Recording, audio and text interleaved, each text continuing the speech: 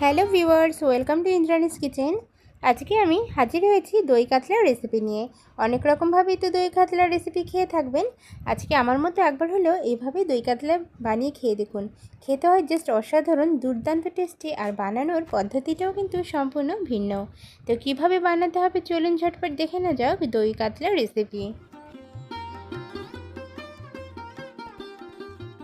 রেসিপিটা বানানোর জন্য আমি এখানে 4 পিস মতো মাছ নিয়েছি, আর মাছটাকে খুব ভালো করে প্রথমে ম্যারিনেশন করে নেব। ম্যারিনেশনের জন্য আমি এখানে নুন, হলুদ আর কাশ্মীরি রেড চিলি পাউডার ব্যবহার করেছি। নুন, হলুদ আর কাশ্মীরি রেড চিলি পাউডার দিয়ে খুব সুন্দরভাবে মাছটাকে হাত দিয়ে প্রথমে মেখে নিচ্ছি।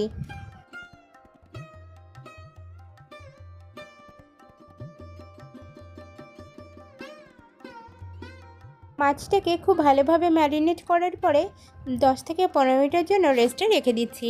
আর এদিকে আমি সরাসরি কড়াইয়ের কাছে চলে এলাম। ওভেনে একটা কড়াই খুব ভালো করে গরম করে নিয়েছিলাম। কড়াইটা ভালো করে গরম হয়ে যাওয়ার পরে তাতে আমি সরষের তেল অ্যাড করে দিচ্ছি। আজকের রেসিপিটা আমি বানাচ্ছি সরষের তেলে, কারণ সরষের তেলে কিন্তু দই কাতলার এই রেসিপিটা সবথেকে ভালো হবে খেতে। তো বন্ধুরা, তেলটাকে খুব ভালো করে প্রথমে গরম করে নেব। তেলটা খুব সুন্দরভাবে গরম হয়ে যাওয়ার পরে তাতে আমি মাছগুলোকে একটা একটা করে দিয়ে দিচ্ছি। রেসিপিটা বানানোর জন্য আমি এখানে মাছগুলোকে খুব সুন্দরভাবে ভেজে নেব। একদম লালচে কালার করে ভেজে নিতে হবে। আর মাছটা ভাজতে যেহেতু একটু সময় লাগবে, মাছটা ওদিকে ভাজা হতে থাকুক, আমি এদিকে কিছু মশলা রেডি করে নিয়েছি। তো প্রথমে দেখুন এখানে পেঁয়াজ কুচি, কাঁচা লঙ্কা নিয়েছি, আদা গোটা আর রসুন গোটা নিয়েছি, আর তার সাথে নিয়েছি টমেটো। একটু বড় বড় করে সমস্ত জিনিসগুলোকে কিন্তু কেটে আমি রেডি করে নিয়েছি। এই কটা জিনিস একটু বড় করে কাটলেও কিন্তু কোনো অসুবিধা নেই, কারণ এগুলোকে আমি সমস্তটাকেই মিক্সিং জারে দিয়ে দিচ্ছি। তো প্রথমে দেখুন দিয়ে দিচ্ছি টমেটো, তারপরে দিয়ে দিচ্ছি রসুন। রসুনের পরে এর মধ্যে আদা দিয়ে দিচ্ছি। আদা মোটামুটি একটু, খুব বেশি আদা দেওয়ার প্রয়োজন নেই, 1 ইঞ্চি মতো আদা, তার সাথে কাঁচা লঙ্কা 3-4টে। লঙ্কার পরিমাণটা ঝালের জন্য আপনারা কম বেশি করে দেবেন। আর তার সাথে এখানে দেখুন যতটা পেঁয়াজ আমি নিয়েছিলাম তার মধ্যে অর্ধেকটা পেঁয়াজ আমি বেটে দেব, আর বাকি অর্ধেকটা কিন্তু আমি রেখে দিচ্ছি, অন্যভাবে ব্যবহার করব তার জন্য। তো বন্ধুরা, এই কটা জিনিসকে খুব ভালোভাবে আমি মিক্সিং জারে পেস্ট করে নিয়েছি। পেস্টটাকে একদম মিহিভাবে করে নিয়েছি। প্রয়োজন মতো সামান্য একটু জল কিন্তু দিয়ে দিতে হবে। ব্যবহারের সুবিধার্থে আমি এটাকে একটা বাটির মধ্যে ঢেলে নিচ্ছি।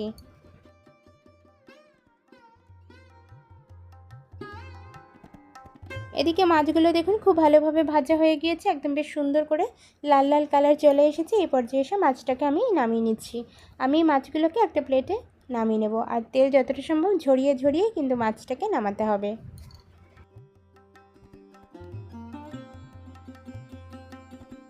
মাছগুলোকে নামিয়ে নেওয়ার পর কড়াইতে যে তেলটা অবশিষ্ট ছিল মাছ ভাজার পরে, তাতে সামান্য আরেকটু তেল আমি অ্যাড করে দিলাম। তেলটা এবারেও খুব ভালোভাবে গরম করে নিচ্ছি। তেলটা ভালো করে গরম হয়ে যাওয়ার পরে এতে আমি সাদা গোটা জিরে 1/2 টেবিল স্পুন ফোড়নে দিয়ে দিলাম। জিরেটাকেও ভালোভাবে একটু ভেজে নিতে হবে। জিরে ভাজার পরে এর মধ্যে আমি শুকনো লঙ্কা আর তেজপাতা ফোড়নে অ্যাড করে দিচ্ছি। তো বন্ধুরা, এখানে দেখুন একটা শুকনো লঙ্কা আর একটা তেজপাতা আমি দিয়ে দিয়েছি। এখানে শুকনো লঙ্কা তেজপাতার ফ্লেভারটা খুব ভালো লাগবে ফোড়নে, তো অবশ্যই কিন্তু দিতে হবে।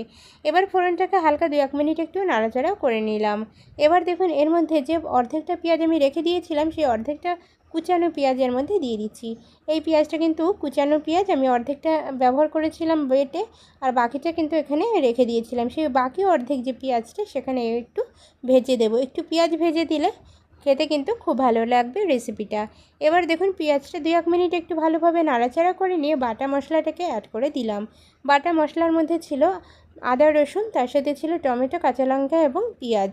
সমস্ত জিনিসগুলো বেটে নিয়েছিলাম, আর এই বাটা মশলাটাকে খুব ভালোভাবে একটু কষিয়ে নিচ্ছি। এখানে আগে থেকে অন্য কোনো কিছু আমি ব্যবহার করব না। মশলাটার যে কাঁচা গন্ধ সেটা যাতে চলে যায়, তার জন্য একটু সময় নিয়ে কিন্তু ওটাকে কষাতে থাকতে হবে। আর এদিকে দেখুন একটা বাটির মধ্যে আমি টক দই নিয়েছি। এখানে মোটামুটি 1 থেকে 1.5 টেবিল স্পুন পরিমাণ টক দই রয়েছে। তবে টক দইয়ের পরিমাণটা আপনারা আরেকটু বাড়িয়েও নিতে পারেন। 2 থেকে 3 টেবিল স্পুন পরিমাণ টক দইও কিন্তু দিতে পারেন। একদম ফ্রেশ টক দই নিতে হবে। সাথে দিয়ে দিচ্ছি একটু চিনি, যেহেতু টক দইটার সাথে একটু চিনি দিলে টেস্টের ভালো ব্যালেন্স হবে। সাথে নুন দিতে হবে। নুন চিনি দিয়ে টক দইটাকে খুব ভালোভাবে ফেটিয়ে নিতে হবে। এছাড়াও টক দইয়ের মধ্যে আরও 1-2টো জিনিস আমি অ্যাড করছি, সেটা হচ্ছে দেখুন এখানে দিয়ে দিচ্ছি বেশ কিছুটা এটা হচ্ছে গোলমরিচের গুঁড়ো। একটু গোলমরিচের গুঁড়ো দিলে রেসিপিটার টেস্ট কিন্তু অসাধারণ আসবে। তো অবশ্যই কিন্তু গোলমরিচের গুঁড়োটাকে টক দইয়ের মধ্যে এইভাবে ব্যবহার করতে হবে। গোলমরিচের গুঁড়োটা দেওয়ার পরে আবারও একবার খুব ভালোভাবে মিশিয়ে নিতে হবে।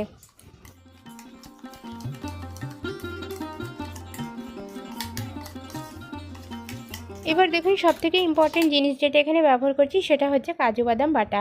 এখানে 1.5 টেবিল স্পুন পরিমাণ কাজু বাদাম আমি বেটে নিয়েছি, সেটা কিন্তু দিয়ে দিচ্ছি। তবে আপনারা চাইলে কিন্তু কাজু বাদামটা স্কিপও করতে পারেন, বা কাজু বাদাম দিলে টেস্টটা কিন্তু বেশি ভালো আসবে, আর না দিলেও কিন্তু কোনো অসুবিধা নেই। কাজু বাদাম বাটা দিলে কিন্তু রেসিপিটা সত্যি অসাধারণ খেতে লাগে। তো এখানে মোটামুটি 10 থেকে 12টা মতো কাজু বাদাম আমি বেটে নিয়েছি, বাটার পরে এভাবে টক দইয়ের সাথে মিশিয়ে দিয়েছি। খুব সুন্দরভাবে পেস্টটা রেডি করে নেব। এদিকে দেখুন মশলাটা কিন্তু অনেকটাই কষানো হয়ে গিয়েছে, বেশ তেল ছেড়ে দিয়েছে। এই পর্যায়ে এসে এর মধ্যে আমি টক দই এবং কাজু বাদাম বাটাটাকে অ্যাড করে দিতে হবে। টক দই আর কাজু বাদামটা দেওয়ার পরে খুব ভালোভাবে একটু নাড়াচাড়া করে মিশিয়ে নিতে হবে। এখানে এখনও পর্যন্ত আমি কিন্তু কোনো রকম গুঁড়ো মশলা ব্যবহার করিনি, তবে গুঁড়ো মশলা ব্যবহারের সময় অবশ্যই কিন্তু আমি দেখিয়ে দেবো। তো টক দইয়ের বাটিটা ধুয়ে আমি কিন্তু একটি জল অ্যাড করে দিলাম। আর আজকের রেসিপিতে গুঁড়ো মশলা কিন্তু খুব বেশি ইউজ হবে না, একদম নামমাত্র গুঁড়ো মশলা আমি ব্যবহার করব। কী কী গুঁড়ো মশলা দেবো সেটা কিন্তু দেখিয়ে দিচ্ছি। তো বন্ধুরা, গুঁড়ো মশলার মধ্যে প্রথমে একটু সামান্য হলুদের গুঁড়ো দিয়ে দিলাম, সাথে আমি দিয়ে দিচ্ছি জিরের গুঁড়ো আর ধনিয়ার গুঁড়ো, যেটা কিন্তু একদমই নামমাত্র। জিরের গুঁড়ো দেখুন একদমই 1/4 টেবিল স্পুনের মতো আমি দিয়েছি, একদম চিমটা বলা যেতে পারে। তার সাথে সামান্য একটু ধনিয়ার গুঁড়ো অ্যাড করে দিলাম। আর এখানে কিন্তু আপনারা একটা কথা বলে রাখি, যারা হলুদের ব্যবহার করতে চান না তারা কিন্তু হলুদটা স্কিপ করতে পারেন। অনেকে কিন্তু এই টক দইয়ের কাতলার যে রেসিপি, দই কাতলার রেসিপিটা সাদা খেতে ভালোবাসেন, হোয়াইট কালার খেতে ভালোবাসেন, তারা কিন্তু এখানে কোনো রকম হলুদের ব্যবহার করবেন না। তো এই কটা গুঁড়ো মশলাই দিলেই কিন্তু হবে, আর গুঁড়ো মশলা কিন্তু খুব বেশি ব্যবহার এখানে হবে না, কারণ এই দই কাতলাতে গুঁড়ো মশলার আধিক্য কিন্তু খুব বেশি ভালো প্রয়োজন হয় না। এবার দেখুন এখানে সুন্দর একটা কালার আনার জন্য আমি Kashmiri red chilli powder add করে দিচ্ছি। তবে কাশ্মীরি রেড চিলি পাউডারটা কিন্তু একদম অপশনাল, যারা চান না তারা কিন্তু দেবেন না। এবার খুব ভালোভাবে মশলাটাকে আমি কষিয়ে নেব। কাশ্মীরি রেড চিলি পাউডারটা একদম কিন্তু কালারের জন্য ব্যবহার করা হয়, কোনো রকম ঝাল হয় না। মশলাটা কিন্তু হাতে সময় নিয়ে কষিয়ে নিয়েছি, মাঝে মধ্যে কিন্তু জলের ছিটা দিয়ে মশলাটাকে কষিয়ে নিতে হবে এবং তেল ছাড়া পর্যন্ত কিন্তু অপেক্ষা করতে হবে। তো বন্ধুরা দেখুন খুব সুন্দরভাবে তেল কিন্তু রিলিজ হয়ে গেছে। এই পর্যায়ে এসে আমি এর মধ্যে জল অ্যাড করে দেবো, আর মশলাটা কিন্তু একদম তেল রিলিজ হওয়া পর্যন্ত কষাতে থাকতে হবে। তো এরপরে এসে আমি জল অ্যাড করে দিচ্ছি। এখানে উষ্ণ গরম জল আপনারা দিতে পারেন, অথবা নর্মাল ওয়াটারও কিন্তু দিতে পারেন। তো বন্ধুরা আমি এর মধ্যে সামান্য একটু গরম জল অ্যাড করে দিচ্ছি। জলটা দেওয়ার পরে আমি ঝোলটা ফুটে ওঠা পর্যন্ত অপেক্ষা করব। তো ঝোলটা ফুটে ওঠার পরে এর মধ্যে কিন্তু মাছগুলোকে অ্যাড করে দেবো। তো বন্ধুরা একটু অপেক্ষা করবো ঝোলটাও ফুটে ওঠার জন্য। তো একটু ঢাকনা চাপা দিয়েছিলাম, তাতে করে ঝোলটা কিন্তু তাড়াতাড়ি ফুটে উঠেছে। এই পর্যায়ে এসে এর মধ্যে আমি একটা একটা করে সমস্ত মাছগুলোকে অ্যাড করে দিচ্ছি।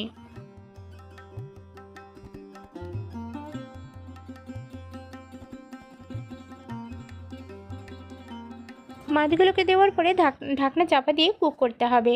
তো 5 থেকে 7 মিনিটের জন্য কিন্তু হাই ফ্লেমে কুক করে নেব, কারণ যেহেতু ঝোলটা একটু বেশি হয়ে রয়েছে, ঝোলটা কিন্তু একটু টানাতে হবে। তো মোটামুটি 2-1 বার ঢাকনা চাপা দিয়ে আমি কুক করে নিয়েছি।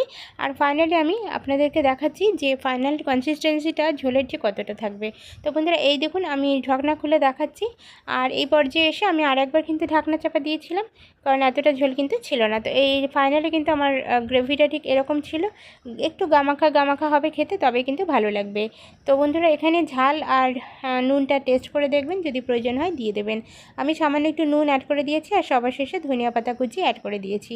খুব বেশি ধনিয়া পাতা দিইনি, অল্প পরিমাণ ধনিয়া পাতা দিয়ে আমি একটু সুন্দরভাবে সাজিয়ে দিয়েছি। এবার হালকা হাতে নাড়াচাড়া করে মিশিয়ে নিয়ে আমি গ্যাসের ফ্লেমটাকে বন্ধ করে দিয়ে ঢাকনা চাপা দিয়ে রেখে দিয়েছিলাম 5 মিনিটের জন্য।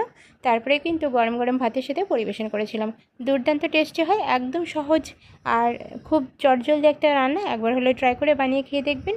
ভালো লাগলে একটা লাইক করার অনুরোধ রইল। দেখা হচ্ছে পরবর্তী ভিডিওর সাথে। ততক্ষণের জন্য সকলে খুব ভালো থাকুন, সুস্থ থাকুন, টাটা।